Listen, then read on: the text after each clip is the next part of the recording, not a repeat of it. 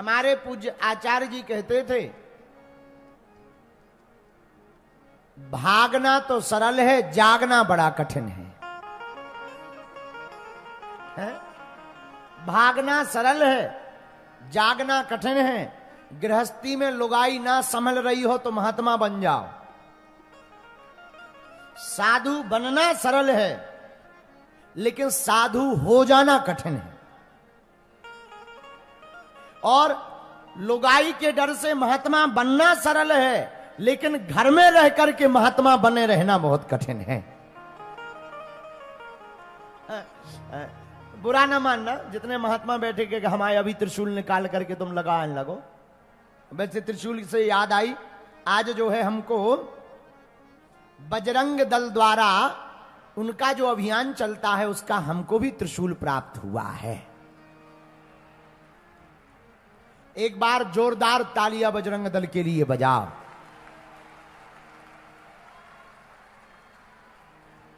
आत्मरक्षा के लिए, व्यसन मुक्ति के लिए और भारत को हिंदू राष्ट्र बनाने के लिए सबको पहनना चाहिए। लो, हमने भी पहन लिया है। अब हमको कथा करनी है सो हम बगल में रख लेंगे। हाँ, तो जहां कह रहे थे वही पूरी बात सुनो। बोलो सीताराम। गृहस्थी में रहकर महात्मा बनना बड़ा कठिन है, गृहस्थ में रहकर। पर बुरा ना मानना, जिसका गृहस्थ बहुत संयमित है, जिसका गृहस्थ जीवन बहुत मर्यादित है, जिसका गृहस्थ जीवन बहुत आचार संहिता से भरा है, जिसका गृहस्थ जीवन बहुत ही भगवान के प्रति समर्पित है, वह गृहस्थ में रहने वाला गृहस्थी महात्मा से ज्यादा श्रेष्ठ है। क्यों? संसार के उलझनों से बचकर महात्मा बनना बहुत सरल है, लेकिन घर में महात्मा बनना बहुत कठिन है। ऐसे समझो, इसको दूसरे तरीके से समझाते। बाहर के लिए नेताजी बनना, बाबाजी बनना बहुत बढ़िया है, लेकिन घरवाली के लिए नेताजी बनना बड़ा कठिन है। हाँ, कोई कितना भी महान बुद्धिमान हो, कितना भी महान नेता हो, कितना भी महान विद्वान हो, वो बाहर कितना ही बड़ा विद्वान रहेगा, घर में वही रहेगा जो घरवाली कहेगी। हाँ, ये बहुत पते की हमारा अनुभव नहीं है निजी, हम तो दूसरों का अनुभव आपको देते हैं। तो घर में शाबाशी पाना बड़ा कठिन है। बाहर के लोग तो छोटी सी बात पे ताली बजाने लगते, वाह वाह वाह, क्या बात है, क्या बात। पर घर वाले नहीं बजाते, क्योंकि उन्हें पता है कि तुम ये जो काम कर रहे हो वो कहां से कर रहे हो। बोलो सीताराम। इसीलिए जैसे तुम कलाकार हो, तुम यहां बजा करके हम लोगों को खूब ताली ठुकवा सकते हो, घर में खूब गाना सुनाओ, तुम्हारी घरवाली नहीं बजाएगी, क्योंकि उन्हें पता है। इसीलिए हम आपको बहुत विनम्रता पूर्वक हाथ जोड़ कर ये कहना चाहते, गृहस्थ जीवन बहुत अच्छा है, मानना चाहिए, गृहस्थ जीवन में रहना चाहिए, लेकिन मेरे पागलों, गृहस्थ जीवन में बहुत संयमित रहना चाहिए। जो गृहस्थ जीवन को संयम के साथ जीता है, उसका गृहस्थ जीवन भी मंगल होता, उसका घर भी मंदिर होता, और उन दोनों पति पत्नी का मन भी मंदिर होता है। इसलिए आज की कथा का सूत्र क्या है? भागना सरल है, जागना कठिन है। भागना सरल है, जागना कठिन है। महात्मा बनना सरल है, महात्मा हो जाना कठिन है। गुरु बनना सरल है, गुरु हो जाना कठिन है। भक्त बनना सरल है, माला डाल लो, तिलक लगा लो, भक्त बन गए। लेकिन भक्त हो जाना कठिन है। भैया, जो हो जाता है उसे फिर वस्त्रों की जरूरत नहीं पड़ती, उसका तो मन ही वस्त्र हो जाता है। इसलिए जागना। अच्छा, आप कहोगे गुरुजी ये जागना क्या है? जागना मतलब जागृति, समझ जाना, उस बारे में गुरज्ञ हो जाना, अपने अधिकार को जानना, जागना है। स्वयं मैं कौन हूं इसे जान लेना, जागना है। जैसे लाखों लोग यहां बैठे हैं, सब लोग सुन रहे, कुछ लोगों को माइक सुनाई पड़ रहा, कुछ लोगों को टीवी की स्क्रीन दिखाई पड़ रही, कुछ लोगों को कुछ दिखाई पड़ रहा, पर सबको एक एक चीज दिखाई पड़ रही है। लेकिन जो जागा हुआ व्यक्ति होगा उसे केवल हर व्यक्ति में भगवान दिखाई पड़ता है। तो जागना बड़ा कठिन है। जागने का मतलब निराभिमानी हो जाना। जागने का मतलब ना सुख दुख सताएगा ना सुख। दुख तुम्हें परेशान नहीं करता, सुख आने पर प्रसन्नता नहीं। जो जाग जाता है उसे दुख परेशान नहीं करते हैं और सुख में वो फूला नहीं समाता है, हमेशा एक जैसा रहता है। विचार करना, जो बहुत बुद्धिमान आदमी होता है वो बहुत बड़ी बात पर भी ज्यादा जोर से ठहाका नहीं लगाता है, बहुत जोर से वो हंसता नहीं है, बहुत बड़ी बात को भी वो तुरंत ललक करके नहीं बोलता है। जो कम बुद्धिमान होता है वो तुरंत लपक करके बोलता है। भैया, जागा हुआ व्यक्ति पहले सोचता है, समझता है, जानता है, देखता है, बाद में समर्पण करता है। आहा, संत श्री एकनाथ जी महाराज, महाराष्ट्र के महात्मा संत श्री एकनाथ जी महाराज गंगा स्नान करने गए। स्नान करके वापस आए। एक नीच प्रवृत्ति के व्यक्ति ने मुंह में पानी भरकर उनके ऊपर कुल्ला कर दिया, छींटा पड़ गए।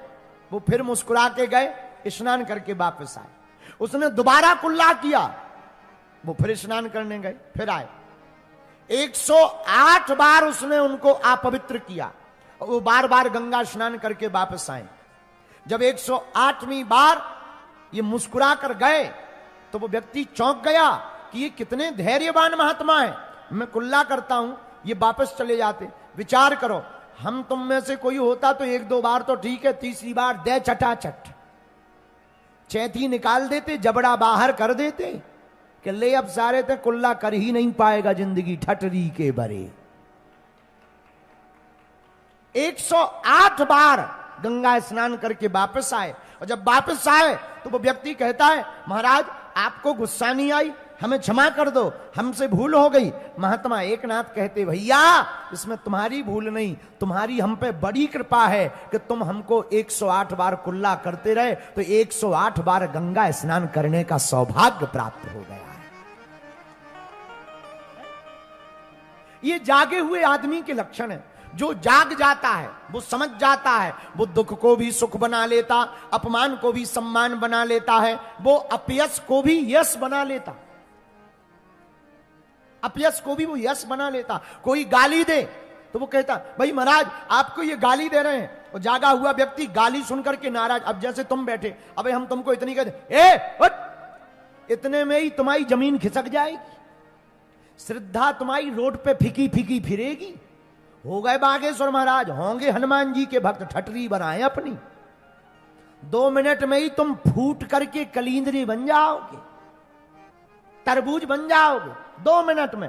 केवल हम इतना भर कह दें, ए ठटरी के बरे, तुम 2 मिनट में फूट जाओगे, 2 मिनट में हमसे टूट जाओगे, हमसे छूट जाओगे। लेकिन मेरे पागलों, बुद्ध पुरुष, महापुरुष, जागा हुआ व्यक्ति वो नहीं है जो 2 मिनट की गाली सुनकर के अपमानित हो जाए, परेशान हो जाए। मेरे यारो, जिसकी निंदा होती है वो आदमी जिंदा होता है। तुम्हारी निंदा हो रही, समझना तुम जिंदा हो, और जिस दिन तुम्हारी निंदा बंद हो जाए समझना तुम समाज की नजर में मर चुके हो। इसलिए निंदा से घबराना नहीं, अपयश से घबराना नहीं। हां, कर्म बुरे मत करना, काम बुरा मत करना, वरना घाटा खाओगे। और अगर तुम सत्य पर हो, अगर तुम सत्य की राह पर चल रहे तो पूरी दुनिया तुम्हारे खिलाफ हो जाए, लेकिन मेरा परमात्मा तुम्हारे साथ रहेगा। तो मेरे पागलों, एक दिन सत्य की जीत होगी और निंदा करने वालों के मुंह पर तमाचा लगेगा। तो जो जिंदा है उसकी निंदा है, इसलिए घबरा। जागा हुआ कौन? जो इससे परे हो जाए, जिसे न निंदा सताए, न अपमान सताए, न अपयश सताए, जो दुख में भी मुस्कुराए। क्यों? भगवान से कहे, बड़ा प्यारा गीत है वो, सुख भी मुझे प्यारे हैं, दुख भी मुझे प्यारे हैं। क्यों छोड़ूं मैं किसे भगवन, छोड़ूं मैं किसे भगवन, दोनों ही तुम्हारे हैं। सुख भी मुझे प्यारे हैं, दुख भी मुझे प्यारे हैं। सुख भी मुझे प्यारे हैं, दुख भी मुझे प्यारे हैं। छोड़ूं मैं किसे भगवन, छोड़ूं मैं किसे भगवन, दोनों ही तुम्हारे। छोड़ूं मैं किसे भगवन, दोनों ही तुम्हारे हैं। सुख भी मुझे प्यारे हैं, दुख भी मुझे प्यारे हैं। दुख भी मुझे प्यारे हैं, दुख भी मुझे प्यारे हैं। बाबा की वाणी कहती सुख भी भगवान का, दुख भी भगवान का। पर तुम लोग कहोगे महाराज जी कहना सरल है पर कांटा लग जाए बड़ा दर्द होता है। कहना सरल है पर कांटा लग जाए बड़ा दर्द होता है। स्वामी विवेकानंद की एक बात हमें बहुत याद आती। हमारे आचार्य श्री स्वामी विवेकानंद कहते हैं जिनके पांव में कांटे लग जाते हैं उनके पैरों की रफ्तार बढ़ जाती है। जिनके पैर में कांटे लगते हैं उनके पैरों की रफ्तार बढ़ जाती है, उनकी चलने की रफ्तार बढ़ जाती है। जो तेज गति से चलता है वही मंजिल पर पहुंच जाता है। तो कांटे भी सहायक, कांटे लगेंगे तो रफ्तार बढ़ेगी, रफ्तार बढ़ेगी तो जल्दी मंजिल मिलेगी। इसलिए मेरे पागलो आज की कथा का सूत्र याद रखो। क्या भागना तो सरल है लेकिन जागना कठिन है। इसलिए आज से कथा का एक सूत्र नोट करना, हमें भागना नहीं है, हमें जागना है। क्या करना है हमें? बोलो बोलो बोलो, जोर से बोलो। लेकिन ये कहना सरल है, मानना बड़ा कठिन है। क्योंकि ये मन तत्क्षण दुखी होता, तुरंत सुखी होता। कोई अभी सम्मानीय व्यक्ति कथा में आ जाए और हम उनका नाम ना लें, वो भीतर ही भीतर ऐसे फूट पड़ते हैं जैसे कोयला जलता है। हाँ, बड़ी आफत है, बड़ी आफत है। कोई माननीय सम्मानीय आ जाए कथा में और हम मस्ती में मस्त हों और उनकी तरफ देख ना पाए या बोल ना पाए, ऐसे जल जाएंगे जैसे भट्टी में कोयला जलता है। हाँ, तो उन्हें कथा नहीं पुसाएगी, उन्हें तो लगेगी भाड़ में गई, होंगे भागे सो सरकार अपने लिए। हाँ, बुरा ना मानना, यही चीजों पर विजय पा लेना, जाग जाना है। मान अपमान और सम्मान से ऊपर हो जाना, इसी का नाम जाग जाना है। मान करो तो धन्यवाद, ना करो तो धन्यवाद। हमारे पूज्य दादा गुरुजी कहते थे, ना मुझे मान प्रिय है, ना सम्मान प्रिय है, ना अपमान प्रिय है, मुझे तो केवल हनुमान प्रिय है।